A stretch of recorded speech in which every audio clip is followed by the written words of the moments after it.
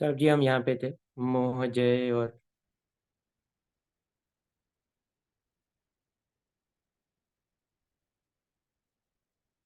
हाँ, यहाँ लिखे।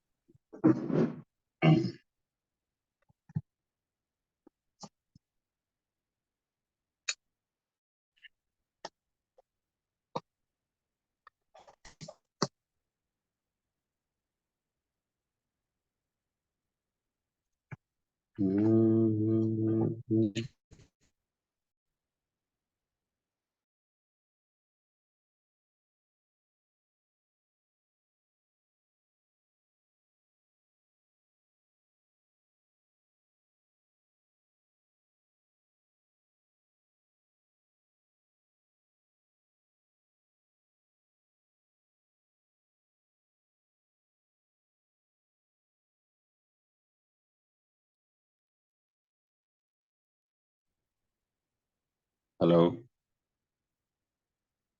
हाँ सौरभ जी। हाँ, आ रही है आवाज आपको? हाँ आवाज आ रही है सर।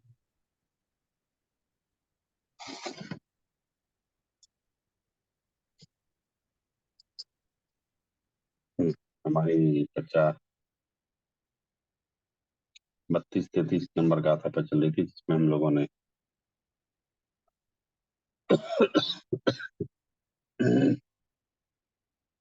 32 नंबर की गाथा पूरी की थी और भाव भाव शंकर दोष का परिहार किया था। 33 नंबर की गाथा हमारी बात चल हुई थी, जो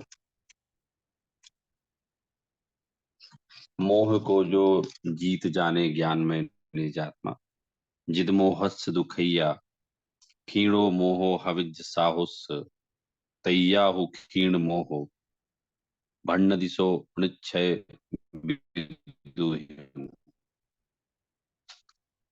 उसमें ये था कि जब अ, सब मोह क्षय हो जाए, जब जित मोह सम्यक श्रमण का, तब क्षीण मोही जिन कहें परमार्थ ज्ञातात्मा। कि जिसने मोह जीत लिया है, साधु जो, जब मोह छीन करके सत्ता से नष्ट हो कर्म, उन साधु को क्षीण मोह के लिए 32-33 नंबर की जो गाथा में, 32 नंबर की गाथा में जित मोह का कथन है और 33 नंबर की गाथा में क्षीण मोह का कथन है। प्रकरण आप लोगों को याद ही होगा, हमारा प्रकरण निश्चय स्तुति का चल रहा है। कि बात यहाँ से प्रारंभ हुई थी कि तीर्थंकर के जो शरीर की स्तुति है वो मिथ्या है या सम्यक है। तो आचार्य ने इसके प्रति उत्तर में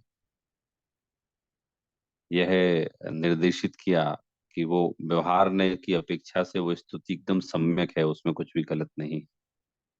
तीर्थंकरों के शरीर की स्तुति जो है वो सम्यक है, तथापि निश्चय ने इसे देखने पर वो मिथ्या है। तो फिर पूछा कि आप बता दीजिए साहब, व्यवहार स्तुति तो हम लोग करते हैं, आप बताइए कि हम निश्चय स्तुति कैसे करें। तो वो चर्चा हमारी चल रही है कि जब हम जिनदेव को कहें कि आप मोह जितेंद्रिय हैं, आप जित मोह हैं, क्षीण मोह हैं, तो ये सारी चीजें तो आत्मा से संबंधित है ना। ये तो जो आत्मा से संबंधित हो वो निश्चय स्तुति है।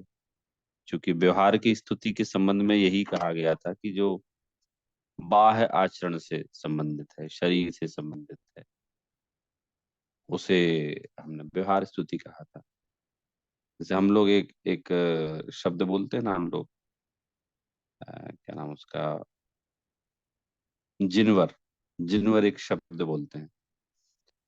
तो जिनवर का बहुत साधारण सा मीनिंग है, जो कर्म शत्रुओं को जीतते हैं वे जिन कहलाते हैं। और शादियों में जो शब्द प्रयोग करते हैं ना हिंदी में, वर एंड वधु, वर वधु, तो वर का मतलब होता है श्रेष्ठ। भाई, वधु के माता पिता ने एक श्रेष्ठ व्यक्ति को चुना है जिसे वर कहा गया है। तो ऐसे यहाँ भी जो श्रेष्ठ हैं, उत्तम हैं, उच्च हैं, तो जिन वर, जिन्होंने कर्म शत्रुओं को जीत लिया है और जो श्रेष्ठ हैं वे जिनवर हैं, तो ये भी निश्चय स्तुति कहलाएगी। इसका जो जो मैं बता रहा हूँ, ये मूलाचार ग्रंथ आप पढ़ेंगे तो उसके पेज नंबर 6 पे स्टार्टिंग में मुनियों के गुणों का वर्णन बताया है। तो पहले वहाँ भगवान की थोड़ी सी महिमा गाई है, उस संबंध में वहाँ ऐसा आया है।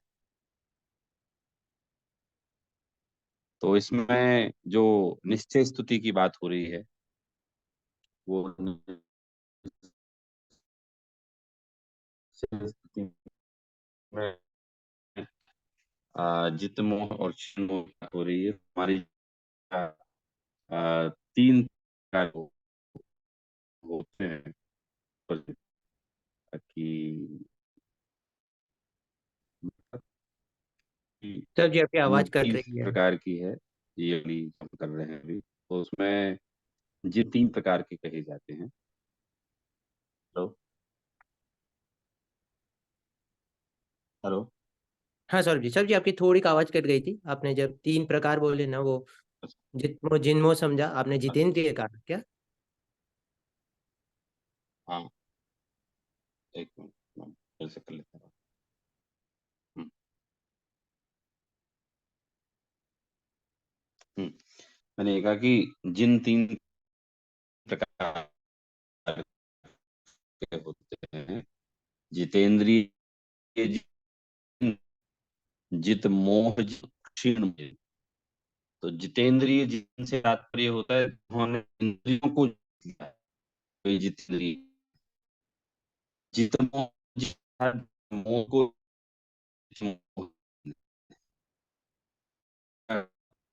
कि, मोक्ष होता में से नष्ट हो गया है, वे क्षीण मोह जिन कहलाते हैं। चूंकि करते हैं, बताते हैं कि जिंदगी की निश्चय से अगर आप देखेंगे तो उन्होंने कुछ जीत लिया है, मोह को नष्ट कर दिया है, और कर्मों को नष्ट कर दिया है, कर्मों को क्षीण कर दिया। यहाँ तात्पर्य दिखाई देता है। अब देखिए, 33 नंबर गाथा के बाद 4 गाथाएं और हैं। उसके बाद ये पहला हमारा जो अधिकार है ना, ये समाप्त हो जाएगा 5 गाथाओं के बाद। तो पहले अधिकार में आचार्य कुंद कुंद ने बहुत कुछ ऐसी भूमिका जमा देंगे इसके खत्म होते होते तक, कि हमें आगे का जो विषय पढ़ना है हमें, क्योंकि ये पूर्व रंग चल रहा है। तो पूर्व रंग का तात्पर्य होता है कि एक प्रस्तावना, प्रीफेस जिसको बोलते हैं ना, प्रस्तावना है ये तो हमें समझने के लिए। फिर जो जीवा जीव अधिकार है, वो जीवा जीव अधिकार से मूल समय सार समझ लो प्रारंभ होने वाला है। ये तो एक भूमिका जो थी, वो जम रही थी हमारी। तो इसमें उनने सारे नयों का वर्णन हमें बताया कि भाई किस प्रकार से आपको नयों को समझना है, किस प्रकार से आपको जिंदेव की स्थिति निश्चय और व्यवहार दोनों से करना चाहिए, और कौन सी बात सत्यार्थ है किस अपेक्षा से, और कौन सी बात असत्यार्थ है वो भी किस अपेक्षा से, ये चीज इसमें बताई। साथ में अब धीरे धीरे जो ये समय सार का विषय जो है ना, ये थोड़ा सा सूक्ष्म होता जाएगा। सो सूक्ष्म होता जाएगा, it doesn't mean you will not be able to understand, but you will have to pay more attention and more concentration to understand the subject। क्योंकि जैसे जैसे हम लोग इसमें आगे बढ़ेंगे, वैसे वैसे इसमें प्योरिटी और जो फोकस है वो बढ़ता जाएगा। तो इट्स नेचुरल थिंग कि हमने कभी सुना नहीं ना ये सब कुछ, तो but once we just get familiarity with all subject and words, and what Acharya just wants to say to us, what the message he just want to convey with us, so gradually we will be very habitual and it will be very easy। हाँ, तो हमारी बात आ, 3 प्रकार के जिन पर चल रही है। जितेंद्रिय जिन, इसका तो इनका तात्पर्य तो बहुत साधारण सा है, जिन्होंने इंद्रियों को जीत लिया है। जितमोह जिन, इसका भी बहुत सरल है, जिन्होंने मोह को जीत लिया। और क्षीण मोह जिन, ये जो है 3 प्रकार के हैं। तो इसका अर्थ भी दिया हुआ है, हम यही पढ़ रहे थे एक्चुअली में लास्ट टाइम, यही थोड़ा सा हमने पढ़ा था इसकी टीका का। वो थोड़ा सा कठिन था तो मैंने फिर इजी करके आप लोगों को बताया था उसका, कि कैसे कैसे पढ़ते हैं हम इसको, ताकि फिर से अपन लोग इसको अ, इस निश्चय स्तुति में पूर्वोक्त विधान से। तो पढ़िए कुंजन जी, आप पढ़िए इस हाँ निश्चय सर, स्तुति में। इस निश्चय स्तुति में पूर्वोक्त विधान से आत्मा में से मोह का तिरस्कार करके पूर्वोक्त ज्ञान स्वभाव के द्वारा अन्य द्रव्य से अधिक आत्मा का अनुभव करने से जो जित मोह हुआ है, उसे जब अपने अपने स्वभाव भाव की भावना का भली भांति अवलंबन करने से मोह की संतति का ऐसा आत्यंतिक विनाश हो कि फिर उसका उदय न हो। इस प्रकार भाव रूप मोह क्षीण हो, तब भाव का मोह का क्षय होने से आत्मा के विभाव रूप भाव्य भाव का भी अभाव होता है।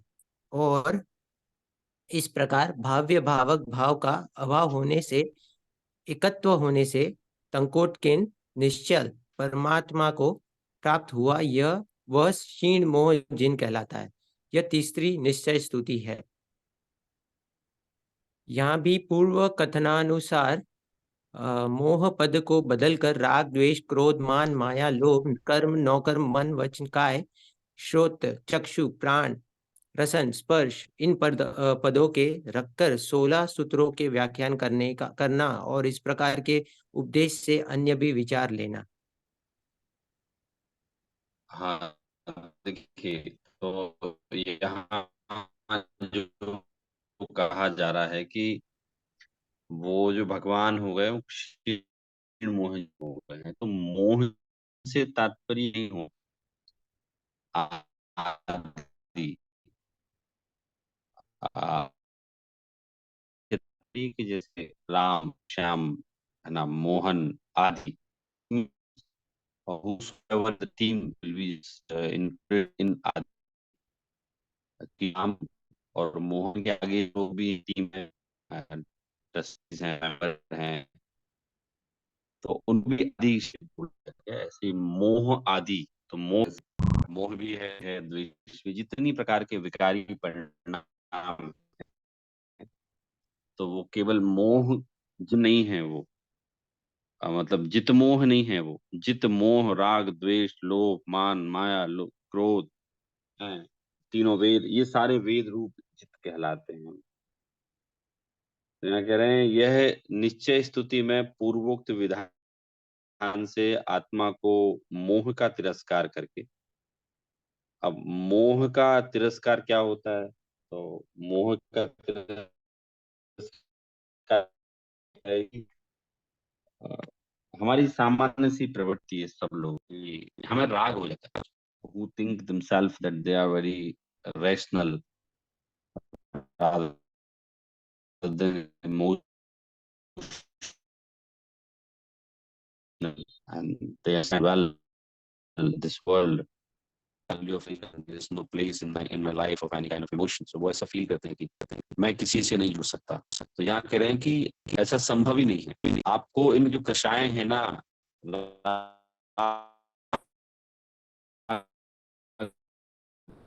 मोह क्रोध मान माया लोभ, आप इनके शायद रहेंगी की मुख्यता रहेगी रहेगी, तो आप यही बोल सकते हैं इसको कि साहब ऐसा नहीं कि मुझे तो साहब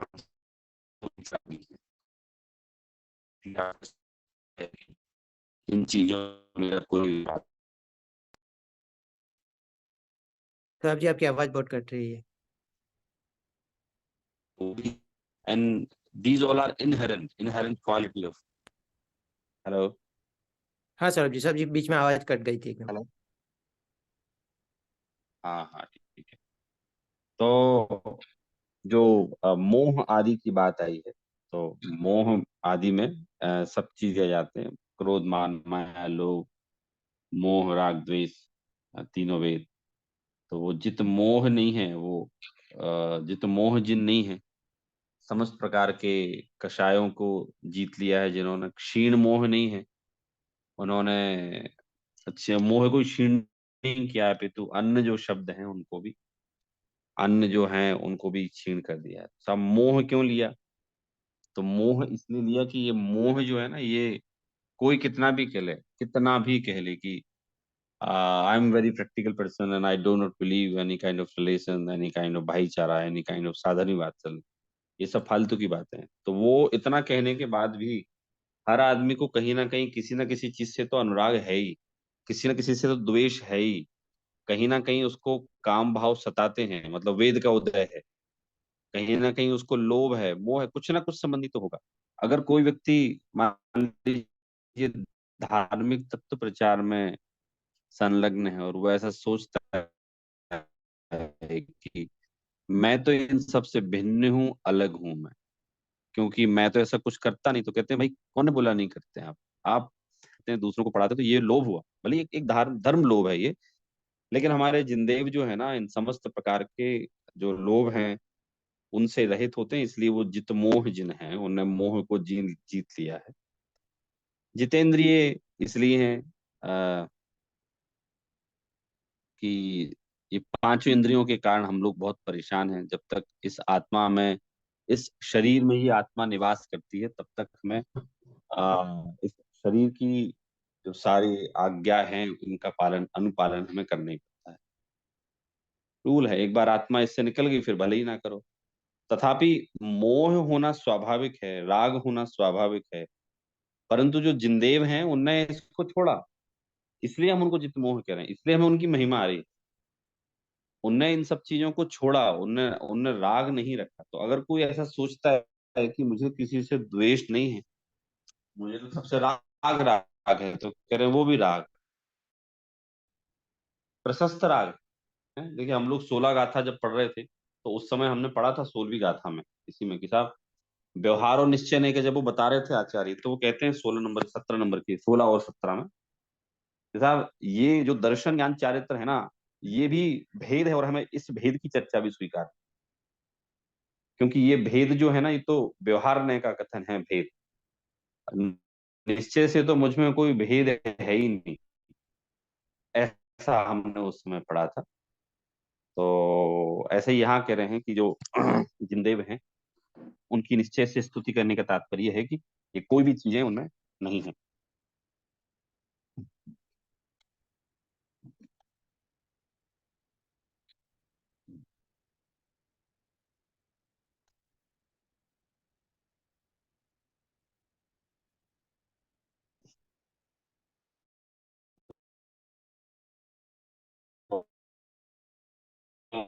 अ,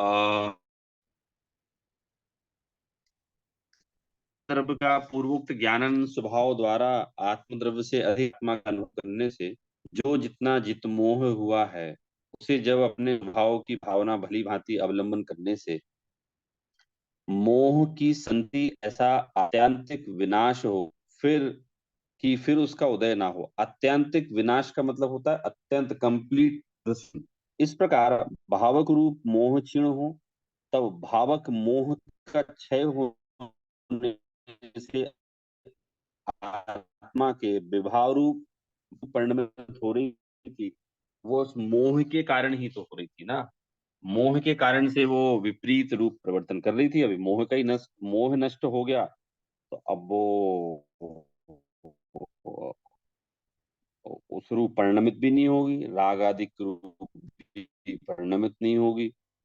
इस प्रकार भावक रूप मोह क्षीण हो, तब भावक मोह का क्षय होने से, हाँ, हाँ, हाँ, व्याख्या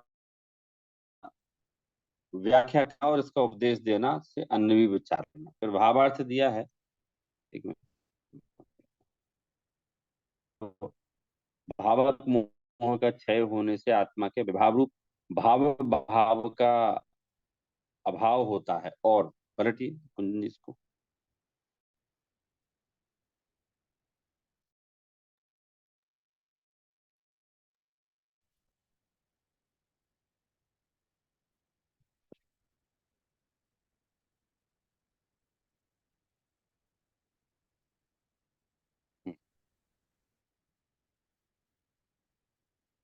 इस प्रकार भाव भावक भाव का अभाव होने से, एकत्व होने से टंकोत्कीर्ण। टंकोत्कीर्ण जो शब्द है ये आप लोग सुन सकते हैं, just memorize, or you can down, because this word will be used many time in this Granth.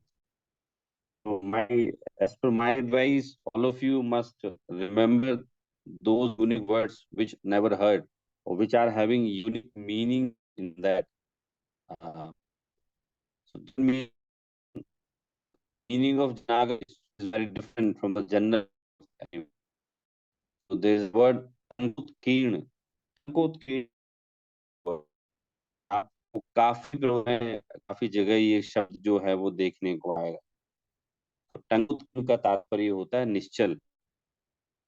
तो इस तरह से टंकोत्कीर्ण वह क्षीण मोह जिन कहलाता है, यह है त्रिनिश्चय। तो इसका what does it mean by क्षीण मोह जिन का तात्पर्य यह है कि जिनने समस्त प्रकार के मोह का अभाव कर दिया है और उसको निश्चल दिया है, आत्यांतिक अभाव कर दिया है, जिन कहलाते हैं। ये मैंने बता ही दिया आपको कि मोह के साथ में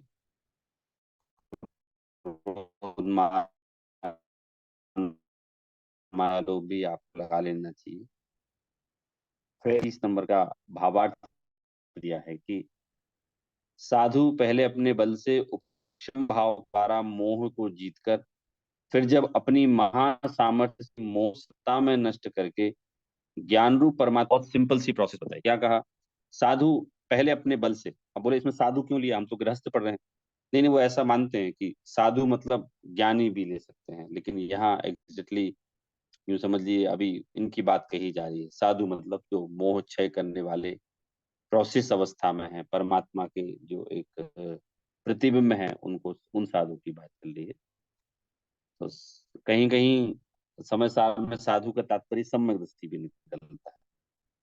तो साधु पहले अपने बल से उपशम करके भाव के द्वारा मोह को जीतता है। मतलब पहले मोह को सत्ता में से नष्ट करके ज्ञान रूप परमात्मा को प्राप्त होता है। मतलब मोह को सत्ता से नष्ट कर दिया और फिर ज्ञान रूप परमात्मा को प्राप्त हो गया, अर्थात सिद्धालय में जाके विराजमान हो गया।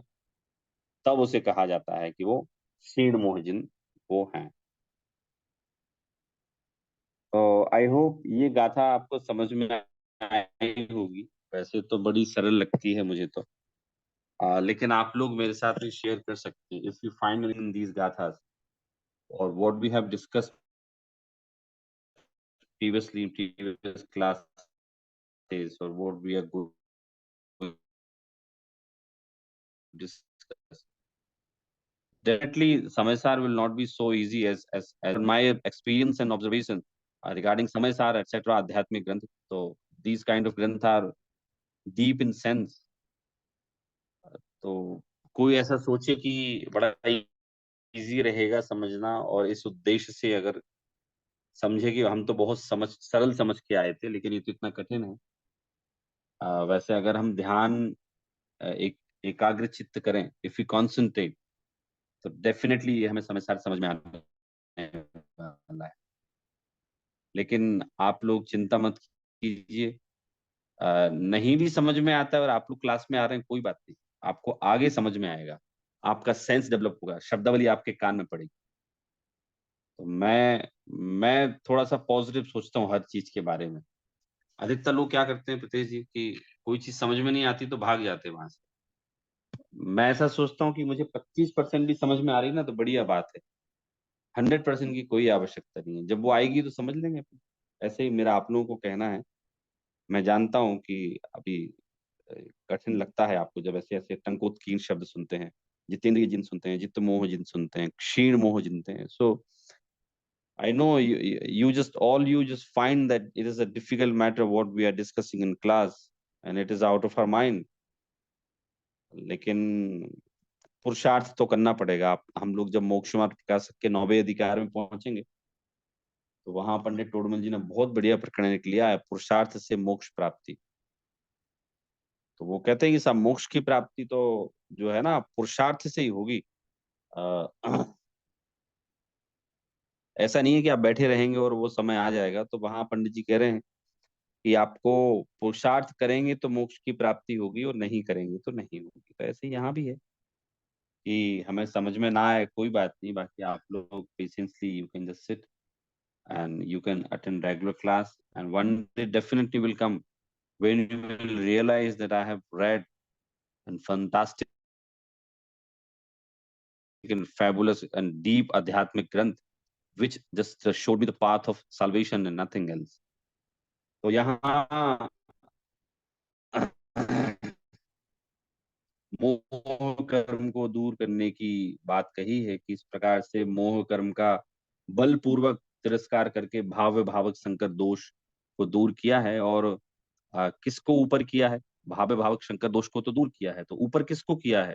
तो कह रहे हैं जो टंकोत्कीर्ण है, उद्योतमान है, प्रकाशमान है, अविनश्वर है, ऐसे हमने उन सिद्ध परमात्मा को हमने उनको नमस्कार किया है। तो क्योंकि वे जितमोह जिन हैं, उन्होंने मोह राग द्वेष आदि सारे पदार्थों को जीत लिया है, इसलिए उनके ज्ञान में सब कुछ झलकता है। हाँ। अभी प्रेम जी आपने एक चीज नोटिस की होगी, पता नहीं 2-4 दिन में अभी अ, वो आप लोग बताते रहते ना उनके बारे में, एक कोई आकेश भाई जवेरी करके। राकेश जावेद, राकेश आकेश जावेद। राकेश। तो अब इनने क्या नया चालू किया है बताऊं मैं आप लोगों को, कि अपन जैसे वो स्तुति लेते हैं ना कि मैं ज्ञानानंद स्वभाव हूँ, तो वो तो प्योर समय सार से मोटिवेट होके बनाई गई वो तो स्तुति। मतलब उसको लिखा भले ही शब्दावली में डॉक्टर हुकुमचंद जी भारिल ने है, बाकी आप देखेंगे तो समय सार की शब्दावली जो है उसमें से भाव लेके बनाएगी। अब इनने क्या किया है कि अपनी स्टार्टिंग की स्तुति ना ये वाली चालू कर दी उन्होंने।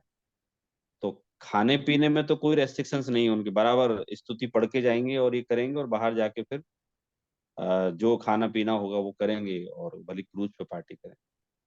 और अभी ना इनने जो नाटक समय सार है बनारसी दास जी का, इस पे प्रवचन करना चालू की। तो मैंने बहुत कुछ तो नहीं सुना,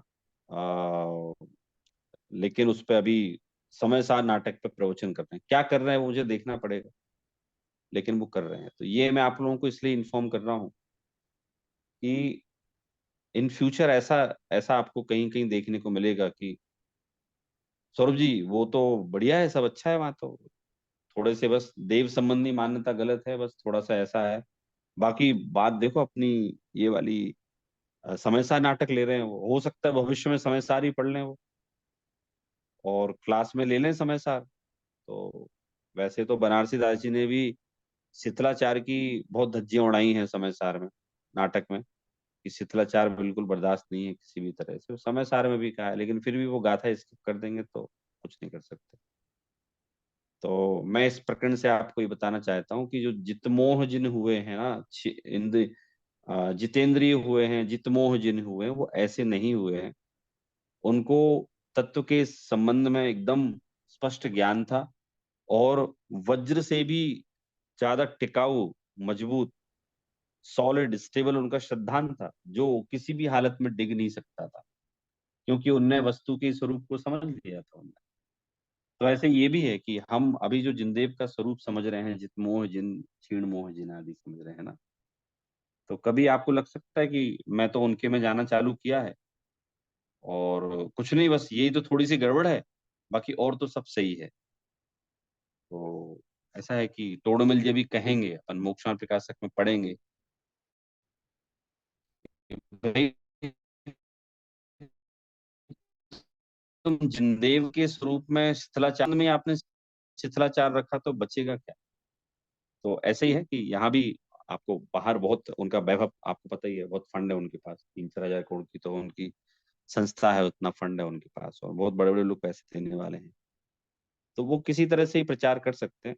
तो मेरा तो उद्देश्य ये है कि दो you are just regular attendee of this class, you are regular श्रोता student of this class, so that's why it is my responsibility that in future these kind of delusion, confusion will be spread around the ground। तो आपको उनको बच के रहना है। एक यहाँ प्रवचन मैंने आज किया जो चलता है ना यहाँ रोज समय सार पे चल रहा है। तो मैंने यहाँ प्रीतेश जी एक उदाहरण दिया मैंने कि एक लड़की के लिए कोई लड़का देखने आया। तो साहब पूछा कि साहब आपका लड़का सुना है बहुत सज्जन है, क्या करता है? तो बोले सुबह से मंदिर जाता है 6 बजे, 2 घंटे एकदम मंदिर में रहता है, स्वाध्याय करता है, पूजन करता है, फिर सब्जी लेने जाता है फिर फिर घर के थोड़े झाड़ू पोछे कर देता है। तो बोले मैं पूछ रहा हूँ करता क्या है? बोले यही तो करता है। अच्छा, मतलब करता कुछ नहीं है।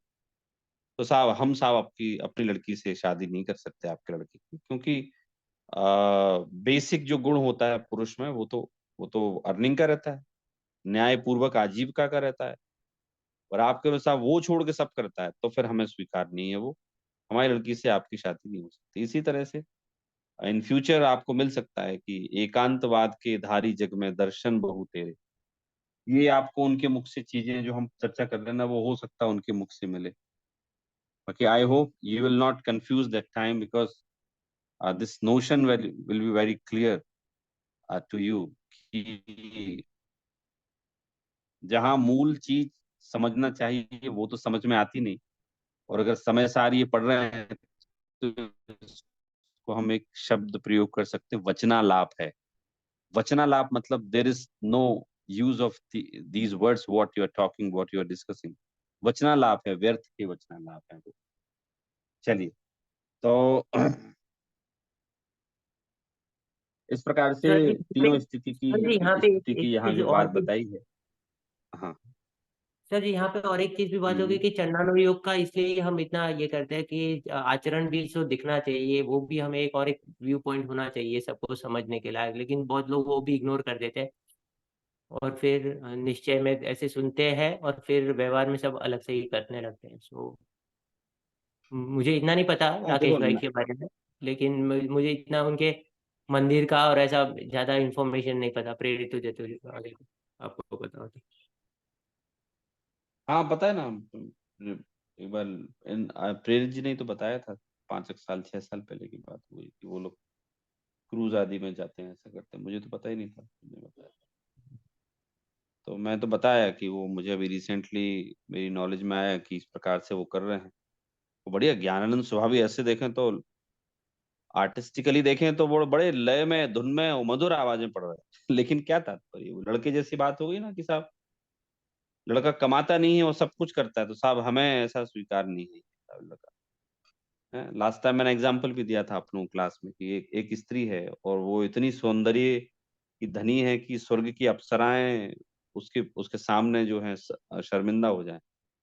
इतनी सौंदर्य रूपवान होने के पश्चात भी चरित्रवान नहीं है वो, तो कोई भी योग्य वर उसका वर्ण नहीं करेगा, कितनी रूपवान हो। ऐसे कोई कितना भी ये वाली बातें कर ले, तथापि यदि उसके सामान्य श्रावकाचार के बाह्य आचार शास्त्र और वीतरागी जिनदेव के प्रति सही श्रद्धान का भाव नहीं है, तो ये जो पढ़ना है सारा का सारा व्यर्थ ही कहा जाएगा, वो उपयोगी नहीं कहलाएगा। मुझे कोई कोई व्यक्तिगत प्रचार नहीं करना है, मुझे तो बस आप लोगों को जस्ट अवेयर करना था। That's why I have decided to discuss here. अब इस प्रकार से जो गाथाएं हैं इनको 33 नंबर की गाथाएं जो हैं इनको बता दिया है इसमें कि साहब जिनदेव जो हैं जितेंद्रिय हैं, जितमोह जिन हैं, क्षीण मोह जिन हैं, को आप लगा सकते हैं। और इस प्रकार से हमें उनका स्वरूप ख्याल में आया। तो 26वीं गाथा में जो हमारा निश्चय का जो प्रकरण प्रारंभ हुआ था, वो गाथा जो है अभी यहाँ समाप्त हुई है। मैटर समाप्त नहीं हुआ, उस प्रकार की गाथा यहाँ भी समाप्त हुई है। और इसका जो उपसंहार है, अभी जो कलश हम लोग अभी पढ़ने वाले हैं 27 नंबर का, तो उपसंहार मतलब कि समेटने रूप, कंक्लूजन, समरी, समरी को यहाँ बताने वाले हैं वो। तो कह रहे हैं 27 नंबर के कलश में, एकत्वम व्यवहार तो न तो पुनः कायात्मनोर निश्चया निश्चयान्नु स्त्रोतम व्यवहार तोस्ति वपुषः स्तुत्या न तत्वतः स्त्रोतम निश्चय निश्चय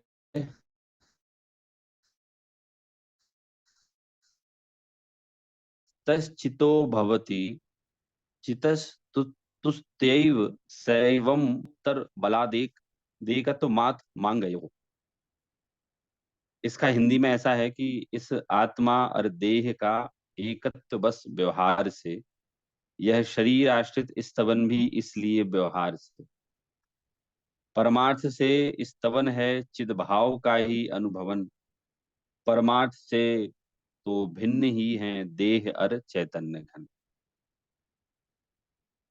ये जो स्तवन किया है देह का, ये स्तवन तो मात्र व्यवहार से किया है, आप ऐसा जानना, निश्चय से स्तवन नहीं किया है।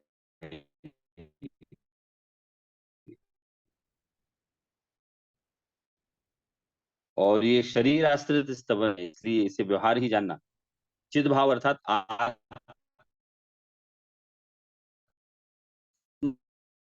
का जो अनुभवन है उसका ही स्तवन किया गया है। और वो आत्मा कैसा है? आत्मा चैतन्य का घन पिंड है। फिर इसके बाद जो 28 नंबर का कलश दिया है वो समझ लीजिए कंबाइन है, कि उसमें कह रहे हैं कि जो इस आत्मा और देह का जो एकत्व है वो जब हमने नए और युक्ति से हमने निर्मूल कर दिया, उस समय तत्वज्ञ जो मुनिवर देव हैं उनने यदि भाव ऐसा कहा है कि यदि भाव ना है भव्य तो फिर क्यों नहीं सद्बोध हो, भावोल्लसित आत्मार्थियों को नियम से सद्बोध हो।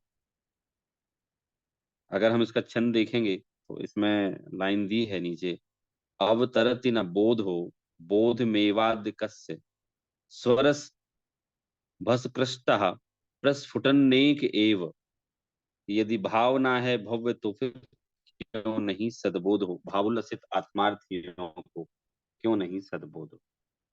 तो इसमें अब ये पूरे प्रकरण का जो है वो कंक्लूजन यहाँ अभी डिस्कस किया है कि आत्मा और देह का जो एकत्व है व्यवहार नय से है, एकत्वम व्यवहार तो न तो पुनः कायात मनोर निश्चय, है ना। ये है कि भाई जो आत्मा और देह का जो स्तवन है एक पने का, वो तो मात्र व्यवहार से है, और निश्चय से देखा जाए तो वैसा नहीं है। निश्चय से तो आत्मा और शरीर एकदम अलग ही है। जब ऐसा जानकर आपकी जो धारणा है वो निर्मूल हो गई, व्यवहार नय का आपने व्यवहार नय समझ लिया, निश्चय नय को आपने निश्चय नय समझ लिया, जब आपकी धारणा ये निर्मूल हो गई तो ये आत्मा और देह के एकत्व का जो स्तवन है, तो मुनिवर ने, मतलब समझदार ने, साधु पुरुष ने, मुनिराजों ने, सबने निर्मूल कर दिया। हमें कोई भेद की चर्चा नहीं करनी, है ना। तो फिर आगे कहा है, अवतरति न बोधो बोध मेवाधिकस्य स्वरस भरस सकष्टः प्रस्फुटन्नेक एव, यदि आपकी भावना भव्य हो तो क्यों नहीं सद्बोध। ये हम नोट डाउन कर सकते हैं, इवन दिमाग में याद रख सकते हैं कि अगर हमारी भावना भव्य है, भव्य से क्या तात्पर्य है कि हम लोग अगर सही में वास्तव में मोक्ष जाने के इच्छुक हैं और हम पुरुषार्थी हैं, तो फिर हमें सद्बोध हो गई होगा। अभी मैंने आपको बताया था कि मोक्ष मार्ग प्रकाशक के 9वें अधिकार में वो 307 या 9 पेज है, तो 308 पेज, 308 पेज पे पुरुषार्थ से मोक्ष प्राप्ति बताया है, सब पुरुषार्थ से मोक्ष प्राप्ति होती है। तो उन्होंने कहा है पंडित जी ने कि साहब पुरुषार्थ होगा तो मोक्ष की प्राप्ति होगी होगी, मतलब वहां पुरुषार्थ की मुख्यता से उन्होंने कथन किया है कि पुरुषार्थ होगा तो मोक्ष की प्राप्ति होगी होगी, ये पक्का है, और पुरुषार्थ नहीं होगा तो मोक्ष की प्राप्ति आपको नहीं होने वाली। तो ऐसे ही यूं कह रहे हैं कि यदि भावना आपकी अच्छी है, पुरुषार्थ पूर्वक आपकी भावना है और आपकी प्रवृत्ति वैसी है, तो यदि भावना है भव्य तो फिर क्यों नहीं सद्बोध। अगर आपकी भावना भव्य है, आपकी भावना बढ़िया है, तो फिर सद्बोध अर्थात आपको सच्चा ज्ञान, बोध मतलब ज्ञान, आपको सच्चा ज्ञान क्यों नहीं होगा, है? भावोल्लसित आत्मार्थियों को नियम से सद्बोध हो। जो आत्मार्थी वास्तव में जीव तत्व को समझना चाहते हैं। जीव तत्व means if they just want to realize or they just want to know their own soul, तो उनको क्यों नहीं समझ में आएगा। मैंने अभी इसी बात पे आप लोगों को समझाया था कि मैं जानता हूँ हम जो सब्जेक्ट ले रहे हैं आपको कठिन लग रहा होगा। अ, ऐसा लग रहा होगा कि ये अब थोड़ा सा सर के ऊपर जाना चालू हो गया, कितना कठिन है, कोई उदाहरण भी नहीं आते इसमें कि जिस पे बहुत डिस्कशन किया जाए, या हम लोग जो उदाहरण भी लेते हैं तो वो ऐसे ही लेते हैं जो इसमें दिए हुए हैं, बस वो ही लेते हैं। फिर भी मैं आपको यही बोलूंगा कि यदि हमारी भावना भव्य है, if we are clear in our concept thought and purpose, तो फिर हमें ये समझदार समझ में आएगा, और जब समझ में आएगा हम उससे भाव विभोर होंगे। तो कह रहे हैं कि ऐसे आत्मार्थियों को तो नियम से सद्बोध होगा ही होगा, होता ही होता है उनको। तो देखिए हम इसका भावार्थ पढ़ते हैं। पढ़िए प्रेरित जी, आप पढ़िए भावार्थ इसका, निश्चय व्यवहार के विभाग से।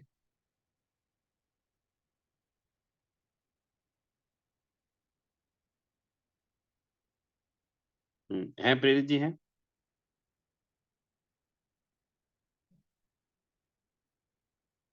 कोई बात नहीं।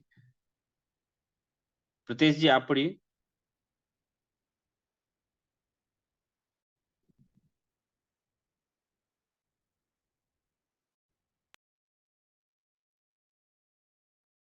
सर जी मैं पढ़ता हूँ। पढ़िए प्लीज। निश्चय व्यवहार नय के विभाग से आत्मा और पर का अत्यंत भेद बताया है। उसे जानकर ऐसा कौन पुरुष है जिसे भेद ज्ञान न होता ही है, क्योंकि जब ज्ञान अपने स्वरस से स्वयं अपने स्वरूप को जानता है, तब अवश्य ही वह ज्ञान अपने आत्मा को पर से भिन्न ही बतलाता है। कोई दीर्घ संसारी ही हो तो उसकी यहाँ कोई बात नहीं है। इस प्रकार अप्रतिबुद्ध ने जो यह कहा था कि हमारा तो यह निश्चय है कि शरीर तो ही आत्मा है, उसका निराकरण किया।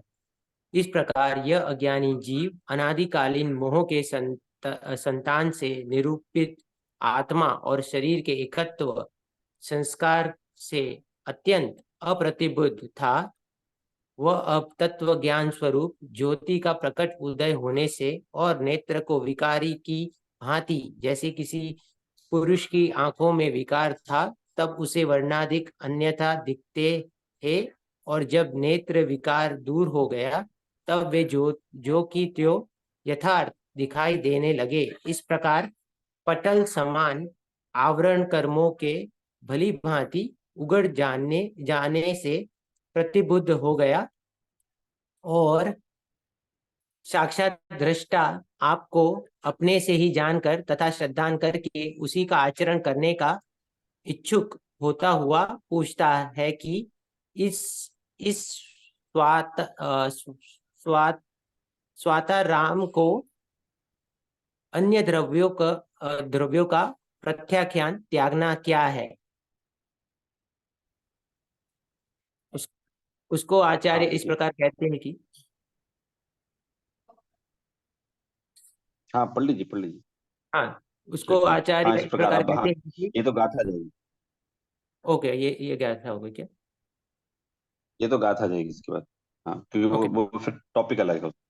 ओ अभी टॉपिक। देखिए, अभी इसको ही हम आज इसको ही फिनिश करेंगे हम। ठीक है, तो क्या करें इसमें कि साहब पीछे पीछे पहुंचाइए जहाँ से पढ़ना चालू किया।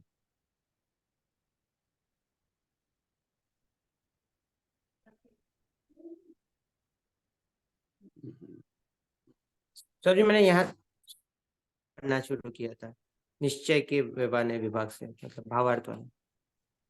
बराबर है।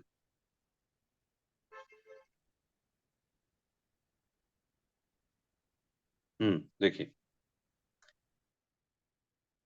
अब यहाँ निश्चय और व्यवहार के विभाग से आत्मा और पर का अत्यंत भेद बताया है। तो निश्चय और व्यवहार ने का बहुत डिस्कशन करा है, 12वीं गाथा से डिस्कशन चल रहा है। देखिए आप हमारा निश्चय व्यवहार ने का 28वीं गाथा पर उन्होंने कहा है कि भाई ये अभी ये थोड़ा सा समाप्त हो गया है। और वो अपन समझ भी गए, ऐसा वो मान रहे हैं कि ये अब जो श्रोता हैं वो समझ गए कि साहब नए के विभाग से आत्मा और पर का अत्यंत भेद बताया। पर अलग है, ये पक्की बात है, पर अलग है, स्वभाव है ये पर का अलग होना है। मैं जैसे हम लोग डिस्कस करते हैं काफी टाइम, ध्यान से सुनिए वाली बात जो मैं बताने जा रहा हूँ आप लोगों को। हम लोग काफी टाइम डिस्कस करते हैं ऐसा कि सर संसार स्वार्थी है, बिना काम के कोई बात नहीं करता। तो मैं कहता हूँ इसमें गलत कहाँ है भाई? संसार का ये स्वरूप है, आप समझ लो, इसमें आप बदलाव कहाँ कर सकते हैं? हाँ? बहुत साधारण सा नियम है कि गर्मी के बाद सर्दियां आती हैं, और आपने अगर ऐसा मान के बैठा है कि साहब गर्मियां ही हमेशा रहने वाली, सर्दियां नहीं आने वाली, और आपने कोई गर्म कपड़े नहीं खरीदे, तो कहते हैं आप कोई भी मौसम सदा काल नहीं चल सकता। तो मौसम तो आपके अनुसार नहीं बदलेगा, आप मौसम के अनुसार ना अपनी आदत सोच बदल लो। मतलब क्या हुआ, वस्तु की व्यवस्था तो हमारे अनुसार नहीं बदलने वाली, ठीक है, लेकिन हम वस्तु की व्यवस्था के अनुसार बदल सकते हैं। बदल सकते हैं अर्थात विपरीत मान्यता से सम्यक मान्यता में हम लोग आ सकते हैं। तो यहाँ कहा है कि साहब ये तो बहुत चर्चा तो बहुत हो गई इसकी, आत्मा और पर का भेद बताया है, और वो ऐसा मान भी रहे हैं आचार्य कि हम समझ गए इस बात में, समझ में आ गया हमें। क्योंकि जब इसको समझ में आ गया तो ये भेद ज्ञान इसे हुआ, और जब अपने ज्ञान से स्वपर से स्वयं को स्वरूप जानता है, तब अवश्य ही वह ज्ञान अपने आत्मा को पर से भिन्न ही बतलाता है। भाई वो जो इतना कुछ समझ लिया, जिसने इतनी सब कुछ माथापच्ची कर ली नयों को समझने में, तो आचार्य अमृतचंद ऐसा बोल रहे हैं कि अब उसे समझ में सब आ गया है, और सारी मेहनत कर चुका है, उसे वस्तु का स्वरूप एकदम ज्ञात है उसको। तब वह अवश्य अपने ज्ञान को, अपनी आत्मा ज्ञान को अपने से पर से भिन्न ही बतलाता है। कोई दीर्घ संसारी ही हो, उसे यहाँ ये बात समझ में ना आए कि कोई दीर्घ संसारी अर्थात किसी को बहुत बाद में मोक्ष होना हो, या होना ही नहीं हो, दूरांदूर भव हो, उसे ही ये बात समझ में नहीं आ सकती, अन्यथा तो सबको आ सकती, आती है ये वाली बात समझ में। कुंजन जी, अभी जो हमारा टॉपिक चल रहा है, ये वाली बात बराबर समझ में आ रही है आपको कि नहीं आ रही? हाँ सौरभ जी। सर जी, हम्म।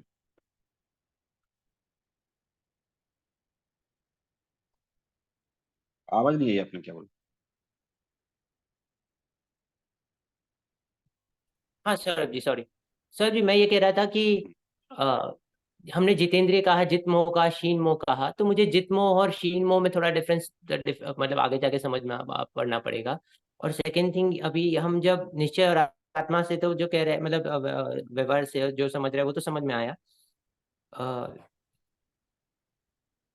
लेकिन मुझे ऐसे समझ में आ रहा है कि इसमें देखिए, हमारे जो व्यवहार से जो स्तुति वंदना हो रही है उसका तो क्लेरिफिकेशन हो गया, और फिर आत्मा को बहुत डीप से मतलब अच्छे से जानने पर, और उसके मतलब ज्ञानी के वो भाव हो जाने पर, मतलब वो समझ में थोड़ा डिफिकल्ट, मतलब ये जो जो दो कलश की गाथा है वो थोड़ा समझना डिफिकल्ट।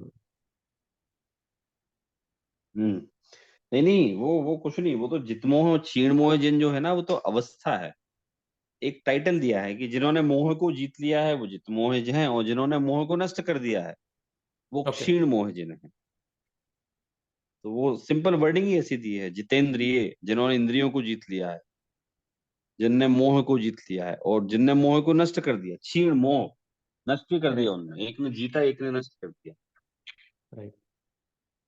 तो ये उसका तात्पर्य है। तो यहाँ जो कह रहे हैं कि हमें साहब हमें समझाने अब के अगर लिए ही ऐसे आपने, कहा गया है, राइट? वो जो ऐसे ही कहना चाहिए कि मगर जीता और नष्ट हाँ करने में क्या अंतर है? एक ही हुआ ना, जीता और नष्ट किया।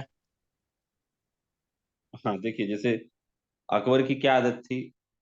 अकबर ने जब 13 साल में पहला राजा बना, तो हुमायूं थे उसके पास शायद, तो उनकी डेथ हुई, तो इसको 13 साल में राजा बना दिया गया। तो जो निकटतम राजा था, जो इनका शत्रु था, उस पर आक्रमण किया गया। तो उनने उसको जीत लिया। जीत लिया से मतलब ये होता है कि साहब, राजा की तलवार गिर गई और उनने उसके गले पे तलवार रख दी, मतलब राजा को जीत लिया। तो उनका जो सेनापति था अकबर का, उसने कहा महाराज, इसको मारना पड़ेगा साहब, ये जी गया तो ये फिर से इकट्ठा होगा, लोगों को इकट्ठा करेगा, फिर से युद्ध पैदा करेगा, तो इसको नष्ट कर दो। तो उसने फिर उसकी गर्दन काट दी, तो वो मर गया। तो यही अंतर है कि साहब, मोह जीत लिया और मोह को नष्ट कर दिया। दोनों में विजय है, मतलब नष्ट करने में और जीतने में, दोनों में विजय ही है। तथापि शब्दावली का डिफरेंस। मगर यहाँ पे जीतने से ही नष्ट हो जाते हैं ना, क्योंकि यहाँ पे तो जैसे ही राग द्वेष खत्म हो गया, तो फिर कर्मों का अभाव होना, सब होना, वो तो नष्ट होना तो निश्चित ही है। तो वो नष्ट करने, राग हाँ, द्वेष को बराबर नष्ट करने से ही जीता जाता है ना यहाँ पे तो। बराबर है। तो यहाँ अन्न मत वाले ना समझे, तो अन्न मत का निराकरण भी इसमें अपने आप ही हो गया ना। कि साहब, हमारे यहाँ जीतते का तात्पर्य जीत लेते हैं, और जीतने का तात्पर्य ये है कि क्षीण हो जाते हैं।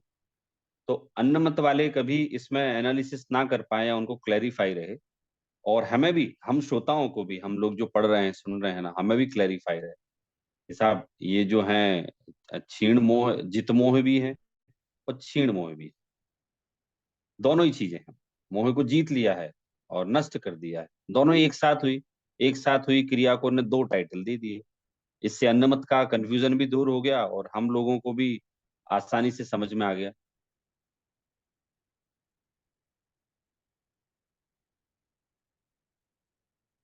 हम्म, तो आई होप आपको ये उत्तर समझ में आया होगा। आ, यहाँ जो बता रहे हैं इसमें कलश में कि साहब, इस प्रकार से जो भेद बताया है, जो निश्चय व्यवहारने का, तो कोई दीर्घ संसारी जीव होगा जिसे ये वाली बात समझ में ना आए। अपितु जो समझदार लोग हैं उनको तो अब समझ में आ गई कि साहब, निश्चयने का क्या स्वरूप है और व्यवहारने का क्या स्वरूप है। क्योंकि ये अधिकार हमारा समाप्त होने वाला है, जिसमें निश्चय व्यवहारने का वर्णन सबसे अधिक किया है। तथापि मैं आप लोगों को यहाँ यही बताना चाहूंगा कि आचार्य यद्यपि बार बार निश्चयने की बहुत महिमा गाएंगे, तथापि वो महिमा गाने में व्यवहार ने गौण है, निषेध नहीं है। जब आचार्य सर्वशुद्ध ज्ञान अधिकार में ये कहेंगे कि आप तो साहब बने बनाए भगवान हैं, आपको बनने की आवश्यकता थोड़ी है, उस समय भी द्रव्य अपेक्षा, निश्चय नहीं की अपेक्षा से तो वो कथन सत्य रहेगा, तथापि व्यवहार नहीं की अपेक्षा से असत्य रहेगा। तो हमें तो एक अंतरंग में शक्ति जगाने के लिए, कॉन्फिडेंस लाने के लिए आचार्य ने ऐसा बोला कि भाई, तुम तो हो ऐसे, बस प्रकट करके देखो एक बार, तुम तो हो ना वैसे। तो ये हमारा जो आगे प्रकरण चलेगा, ये नयात्मक जो बुद्धि है, ये हमारे लिए बहुत सहायक होने वाली है आगे जाके। तो ने कह दिया कि साहब, कोई समझदार व्यक्ति होगा वो तो ऐसा नहीं समझेगा कि निश्चय ने व्यवहार ने जो है क्या है, और जो जिनका संसार बहुत दीर्घ है, वे लोग जरूर सही चीज नहीं समझ पाएंगे। फिर भी जनागम तो बड़ा फ्लेक्सिबल है और जनागम तो बड़ा महान है। वो कहता है साहब, आप अगर अपनी धारणा धारणा गलत बनाकर रखे हैं, तो फिर वो आप उसके लिए फल भोगने के लिए तैयार रहेंगे, उससे मेरा क्या। और अगर मैंने गलत धारणा बनाई है, तो वो उसके लिए मैं जवाबदार हूं आपका। सदैव क्या होता है, एक बार मैं आप लोगों को डिस्कस किया था हमने डिटेल में इस चीज को, कि हमें ये बात बहुत अच्छी तरह से समझ लेना चाहिए कि प्रत्येक व्यक्ति जो है ना, वो अपने ज्ञान के हिसाब से ही बात करता है। जो भी व्यक्ति बात कर रहा है वो ऐसे करता है, उसको बस ये चीजें सही है। फॉर एग्जाम्पल, एक कुम्हार से बात करेंगे आप, तो उसे क्या बोलेगा वो कि साहब, मटके बेचने में जो प्रॉफिट है ना, वो कहीं कोई धंधे में है ही नहीं, सबसे अच्छा धंधा मेरा। क्यों साहब? मैं मटके की, मेरी कीमत कितनी सी आती है, 2 रुपए आती है मेरी कीमत, मिट्टी फ्री की मिलती है, बिजली भी नहीं लगती, मैं तो वो डंडे से घुमा देता हूँ। और वैसे मैं तो टाइम पास कर रहा था समझ लो। 5 रुपए कीमत आती समझ लो, 100 रुपए में बिकता, इससे अच्छा धंधा कोई नहीं है। अब वो साहब इतना अच्छा धंधा कोई सा भी नहीं है, इतना होने के बाद भी वो झोंपड़ी में रहता है, पता है। वो रूखा सूखा भोजन कर पाता है। तो साहब जब वो बोलता है बहुत अच्छा धंधा है, तो कहते हैं साहब उस कुम्हार में इतनी बुद्धि है, वो क्या करे। जिसमें जितनी बुद्धि होती है उतना वो बता देता है, अ, और नहीं बता पाएगा भाई, कहाँ से लाएगा। स्टडी बहुत आवश्यक है इस चीज के लिए। तो ऐसे ही यहाँ कहा है कि भाई कोई समझदार पुरुष होगा वो तो बात समझ जाएगा, लेकिन जिनका दीर्घ संसार अभी बाकी है, क्योंकि सब एक दूसरे पे यही कहते हैं हम कि साहब हम, हमारा तो संसार शॉर्ट है, आपका दीर्घ है, आपका दीर्घ है, हमारा शॉर्ट है। मैं कहता हूँ ठीक है ना, क्या करना हमें, हमारा संसार शॉर्ट है कि दीर्घ, अपना अपना देखें, अपने अपने ज्ञान के हिसाब से निर्णय लें। और साहब ये जो कोई ना समझे, ये जो नयात्मक तो मत समझो, तो यहाँ कहा है ना साहब, उसका संसार दीर्घ है ऐसा लगता है हमें, इसलिए उसे ये बात समझ में नहीं आ रही। तो इस प्रकार से हमने यहाँ जो लिया है, ये प्रकरण जो लिया है, वो इसमें अपना 28 नंबर का जो कलश है, उसमें यही बता रहे हैं कि आपकी भावना अगर जब भव्य है तो आपको सद्बोध की प्राप्ति होनी होनी है, उसे कोई नहीं डाल सकता। और इतना समझाने के बाद भी अगर किसी व्यक्ति को समझ में ना आया हो, तो हम ऐसे ही मानेंगे कि उसका भी दीर्घ संसार जो है वो शेष है। तो इस तरह से हमने आज की ये चर्चा की है। आगे की चर्चा हम लोग अब अगली बार करें।